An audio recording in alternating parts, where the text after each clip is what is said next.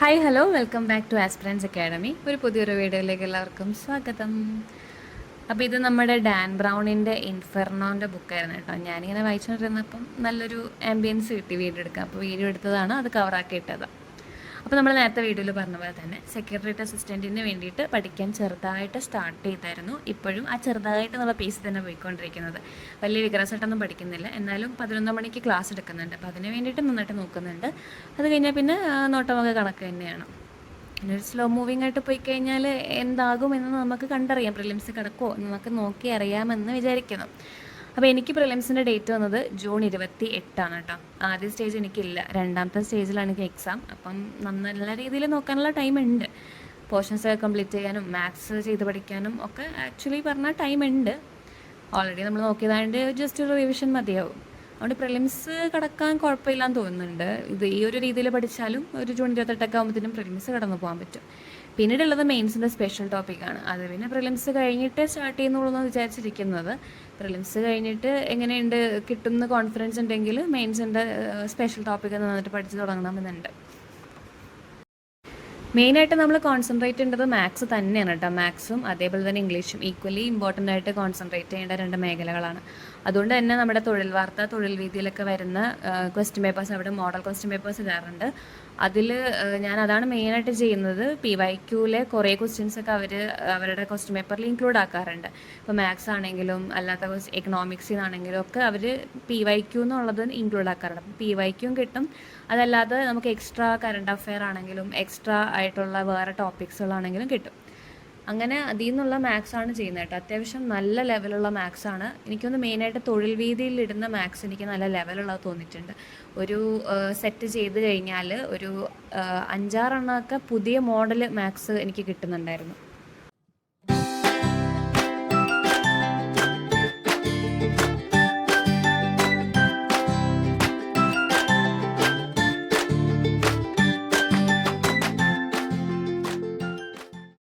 പിന്നെ സാധാ ഒരു ക്വസ്റ്റ്യൻ പേപ്പർ ചെയ്യുന്ന പോലെ അല്ല ഇപ്പം ഞാൻ തൊഴിൽ വേദിയിലെയും തൊഴിൽ വാർത്തയിലെയും മോഡൽ ക്വസ്റ്റ്യൻ പേപ്പർ ചെയ്യുന്നത്. അതായത് 1.25 മണിക്കൂർ സെറ്റ് ചെയ്തിട്ട് ക്വസ്റ്റ്യൻ എഴുതി പിന്നെ എത്ര മാർക്ക് ഉണ്ട് അങ്ങനെ നോക്കുന്നില്ല. ശരിക്കും പറഞ്ഞാൽ ഓരോ ക്വസ്റ്റ്യൻ നോക്കി അതിൻ്റെ റിലേറ്റഡ് ആയിട്ടുള്ള ഫാക്റ്റുകൾ നോക്കി ആ ടോപ്പിക് എടുത്ത് വെച്ച് പഠിച്ച് അങ്ങനെയാണ്. അപ്പം ഒരു ക്വസ്റ്റ്യൻ തന്നെ ഒരു ക്വസ്റ്റ്യൻ പേപ്പർ തീർക്കാൻ എനിക്കൊരു 2 ദിവസം 3 ദിവസമൊക്കെ എടുക്കുന്നുണ്ട് കേട്ടോ. കാരണം അത്രയും ഞാൻ പറഞ്ഞല്ലോ, ഒരു സ്ലോ പേസിൽ പോകുന്നതുകൊണ്ടാണ് അങ്ങനെ നടക്കുന്നത്. പക്ഷേ കുറേ ടോപ്പിക്സുകൾ കവറായി കിട്ടുന്നുണ്ട് എനിക്ക്. പിന്നീട് ആ ക്വസ്റ്റ്യൻ പേപ്പർ നമ്മൾ ക്ലാസ്സിൽ ഡിസ്കസ് ചെയ്യുന്നുണ്ട്.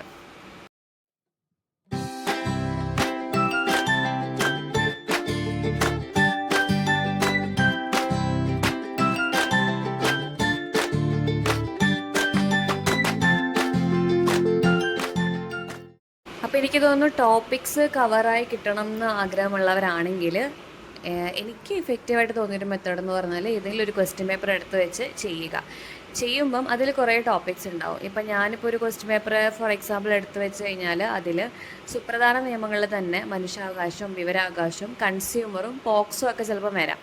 അപ്പോൾ ആ ഒരു 4 ടോപ്പിക്ക് ഞാൻ കവർ ചെയ്യും ആ ഒരു ക്വസ്റ്റ്യൻ പേപ്പറിൽ നിന്ന് തന്നെ. പിന്നീട് നമ്മുടെ റെവല്യൂഷനുമായിട്ട് റിലേറ്റഡ് ആയിട്ടുള്ള ഏതെങ്കിലും ഒരു റെവല്യൂഷൻ എന്തായാലും ഒരു ക്വസ്റ്റ്യൻ പേപ്പറിൽ ഉണ്ടാവും.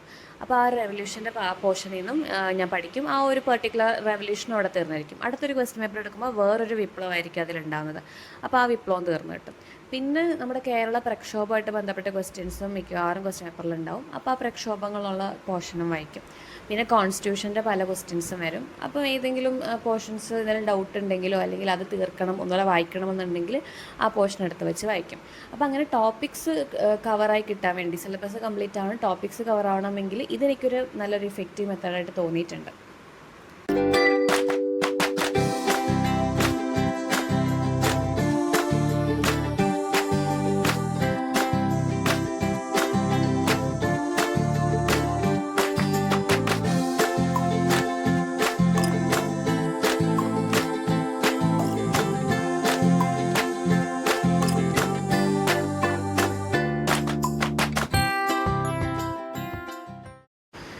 പിന്നെ നമ്മുടെ SBCID സ്റ്റാറ്റിസ്റ്റിക്കൽ അസിസ്റ്റൻറ്റ് പോലുള്ള 2 എക്സാമുകളുടെ അപ്ലൈ ചെയ്യാനുള്ള നോട്ടിഫിക്കേഷൻ വന്നിട്ടുണ്ട്. അപ്പോൾ അതിൽ SBCID അപ്ലൈ ചെയ്തിട്ടുണ്ട്. സ്റ്റാറ്റിസ്റ്റിക്കൽ അസിസ്റ്റൻ്റ് അപ്ലൈ ചെയ്യാൻ സയൻസ് സ്ട്രീം എടുത്ത് പഠിച്ചവർക്ക് എലിജിബിൾ അല്ല. അപ്പം എനിക്കത് എലിജിബിലിറ്റി ഇല്ലാത്തതുകൊണ്ട് തന്നെ ഞാനത് അപ്ലൈ ചെയ്തിട്ടുമില്ല.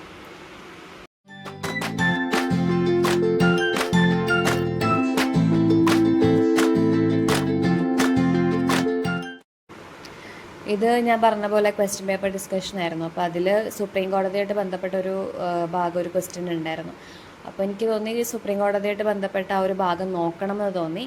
കാരണം ഡിവിഷണൽ അക്കൗണ്ടൻറ്റിൻ്റെ എക്സാം ഞാൻ അറ്റൻഡ് ചെയ്തിട്ടുണ്ടായിരുന്നു. അപ്പം ഡിവിഷണൽ അക്കൗണ്ടൻറ്റിൽ കോൺസ്റ്റിറ്റ്യൂഷൻ്റെ ഭാഗത്തുനിന്ന് സുപ്രീം കോടതീൻ്റെ ഒരു പാർട്ടിയിൽ നിന്ന് ക്വസ്റ്റ്യൻ വന്നിട്ടുണ്ടായിരുന്നു. അപ്പോൾ അതിൽ അത് വന്നുകൊണ്ട് തന്നെ ആ ഒരു ക്വസ്റ്റ്യൻ എനിക്ക് ശരിയായിരുന്നു കേട്ടോ. എന്നാലും ചെറിയൊരു ഡൗട്ട് ഉണ്ടായിരുന്നു, പണ്ടെപ്പോഴോ വായിച്ചതായതുകൊണ്ട് തന്നെ ഒരു ചെറിയൊരു ഡൗട്ട് ഉണ്ടായിരുന്നു. പക്ഷെ അത് ഞാൻ കറക്റ്റാക്കി. അപ്പം ആ ഒരു ഭാഗത്തുനിന്ന് ഡിവിഷണൽ അക്കൗണ്ടിൽ നിന്ന് ചോദിച്ചു. അതുകൊണ്ട് തന്നെ സുപ്രീം കോടതി എന്നുള്ള ഭാഗം എടുത്തു വെച്ച് വായിക്കാൻ തോന്നി. അപ്പം എന്താ ഞാൻ പറഞ്ഞത്, നമ്മളൊരു ക്വസ്റ്റ്യൻ പേപ്പർ വായിക്കുമ്പം ഓരോ മേഖലയിൽ നിന്ന് ക്വസ്റ്റ്യൻ വരുമ്പോൾ മെയിനായിട്ട് എനിക്ക് തൊഴിൽ വീതി തൊഴിൽ വാർത്തയിലൊക്കെ അവർ പല പല മേഖലയിൽ നിന്ന് ഇങ്ങനെ ക്വസ്റ്റ്യൻ ഇടുന്നുണ്ട്. അപ്പോൾ നമുക്ക് പല പല മേഖലയിൽ നിന്നുള്ള ടോപ്പിക്സിനെ കവറായി കിട്ടാനത് ഹെൽപ്പ് ചെയ്യുന്നതായിട്ട് എനിക്ക് തോന്നിയിട്ടുണ്ട്. പിന്നെ ഇതിൻ്റെ ഷോർട്ട് നോട്ടാണ് കേട്ടോ. എനിക്കൊരു മൂന്ന് ഷോർട്ട് നോട്ട് ഉണ്ട്. അപ്പോൾ അതിൽ ഒരു ഷോർട്ട് നോട്ടിൽ കേരള പ്രക്ഷോഭങ്ങളും പിന്നീട് നമ്മുടെ വേൾഡ് ഹിസ്റ്ററിയായിട്ട് ബന്ധപ്പെട്ട പാൻസ്ലാവ് മൂവ്മെൻറ്റ്, അതേപോലെ മാർഷൽ പ്ലാൻ, ഓപ്പറേഷൻ ബാർബറോസ, അങ്ങനെയുള്ള കുറച്ച് കാര്യങ്ങളൊക്കെ ഉണ്ട്. അപ്പോൾ ആ ഒരു പോർഷനിൽ നിന്ന് ക്വസ്റ്റ്യൻ കണ്ടതുകൊണ്ട് ആ ഒരു പോർഷൻ ഒന്ന് എടുത്ത് വെച്ച് ഒന്ന് ക്വിക്കായിട്ടൊന്ന് നോക്കാമെന്നുള്ള രീതിയിൽ ഷോർട്ട് നോട്ട് എടുത്ത് വെച്ച് വായിക്കുന്നതാണ്.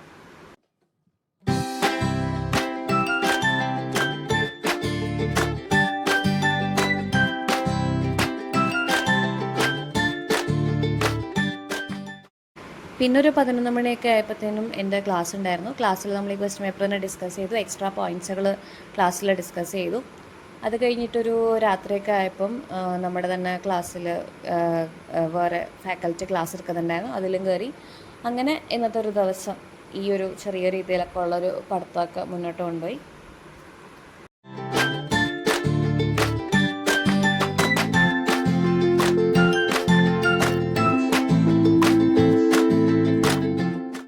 അപ്പോൾ ഇന്നത്തെ വീഡിയോ എന്ന് പറയുന്നത് ഇത്രയേ ഉള്ളൂ. എല്ലാവരും നന്നായിട്ടിരുന്ന് പഠിക്കുക. അപ്പോൾ അടുത്തൊരു വീഡിയോ ആയിട്ട് അടുത്തൊരു ദിവസം കാണുന്നവരെല്ലാവർക്കും ടാറ്റ ബൈ.